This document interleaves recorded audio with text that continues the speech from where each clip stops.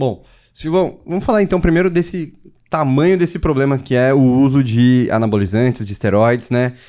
Com fins desvirtuados do que eles deveriam ser. Então, com fins mais estéticos, por exemplo, com fins de performance e até mesmo o seu problema na nossa prática clínica como cardiologistas. Assim. A gente vê que tem... eu já vi alguns relatos falando que às vezes 3,5% da população acaba utilizando esteroides. Não sei se esse dado é muito atual ou não, mas ao longo da vida, né? Mas como que é aí, até você que é uma pessoa que vive isso bastante no seu dia a dia? É um tema de valor epidemiológico muito grande, né? Muito grande mesmo. Talvez com a epidemiologia é mais importante do que muitas coisas que a gente considera importante na cardiologia, e é muito legal a gente ter o espaço para conversar sobre isso dentro da plataforma do Cardio Papers, que é um espaço muito grande de cardiologia no Brasil, porque eu acho que isso a gente deveria estar conversando mais sobre isso. E de uma forma científica e sem preconceitos também, Sim, né? eu sinto até falta disso nos congressos hoje, assim, eu falo assim, pô, não falaram sobre isso de forma importante? Ou teve um espaçozinho de 5 minutos para falar sobre isso só, e a gente vê na prática, no mundo real lá. Você vai numa academia de rede, se você for agora, 5 a 20% dos homens estão sob utilização de esteroides anabolizantes. A gente tem 3% da população em total, mas talvez a população jovem, a gente chegar a 20% de utilização. É muita coisa. Mas no meio, por exemplo, fisiculturistas, talvez pessoas que buscam mais performance, talvez tenha até mais. Então, é muita coisa. Assim, é absurdo a utilização disso. E a gente está falando de algo com potencial risco muito grande, né? Muito grande mesmo.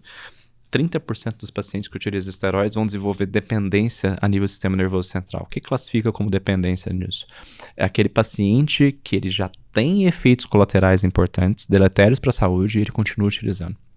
E dentro desses efeitos colaterais, a gente está falando de sistema cardiovascular como um dos mais acometidos. Se a gente for ver, a mortalidade de atletas com utilização de esteroides é de 3 a 6 vezes maior do que os que não utilizam esteroides. E 30% dessa mortalidade é atribuível ao sistema cardiovascular. Então, se a gente é cardiologista e não está sabendo o que está acontecendo, é um problema para a gente, porque está por aí. Esse paciente ele está por aí, e esse paciente vai começar a chegar cada vez mais em emergências, em pronto-socorros, em unidade de terapia intensiva e no nosso consultório. Isso, na verdade, tem chegado. Eu tenho visto cada vez mais também. Ele tem chegado. E independente da classe social, independente de onde ele está, esse paciente ele está por aqui.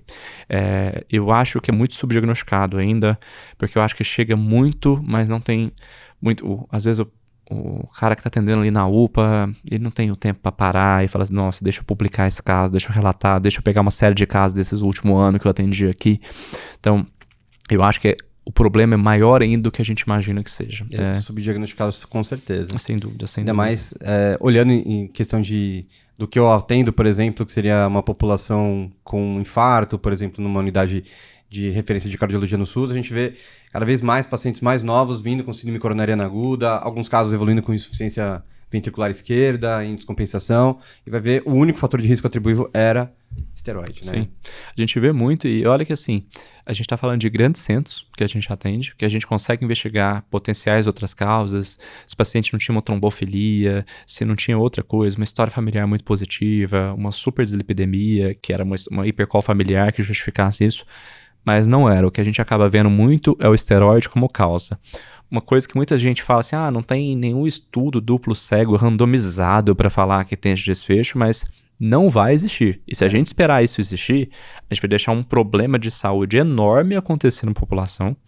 Para a gente falar, não, olha, tinha problema mesmo, igual aconteceu com o tabagismo. Então, Você nem se passa no comitê de ética. E não deveria passar também, assim, a plausibilidade é muito, muito favorável a gente pensar que tem efeito deletério. As observações são muito favoráveis a gente pensar que tem efeito deletério, e cada vez mais a literatura é rica em mostrar que tem efeito deletério.